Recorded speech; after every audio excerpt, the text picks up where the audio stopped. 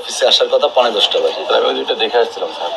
গণমুখী সেবা আপনি কিভাবে দিবেন যদি 9টার অফিস 10:45 এসে ঢোকেন? আর আপনার যার একজন সহকারী যিনি আছেন ওমর ফারুক সাহেব, তিনি এখন পর্যন্ত অফিসে নেই। এখন বাজে 10টা। কয়টা বাজে এখন?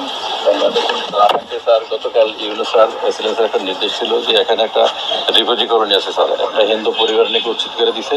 তাহলে রাতে 10টা পর্যন্ত ওখানে কাজ করছে এবং সকালে ওইটা দেখে আসছে। আমি দেখে আসলাম। এলাকার লোকজন কি বলছে? আপনি অফিসে ঢুকেন, আমাদের ইন্সপেকশন করবেন।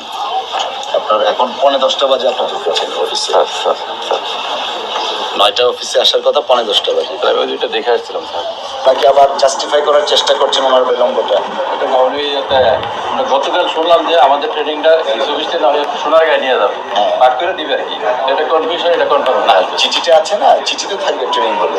চিঠিটা আমরা আজকে পাবো শুনছি। আমাদের আজকে ট্রেনিং, আবার আজকেই চিঠি পাবেন। এটা কেমন কথা? স্যার আমাদের ট্রেনিং গতকাল সন্ধ্যার সময় মানে আর এই যে এত বড় চেয়ার, এত বড় চেয়ার করে আপনি দিলেন, এটা কি সরকারি দপ্তরে এরকম রাজকীয় চেয়ার থাকে?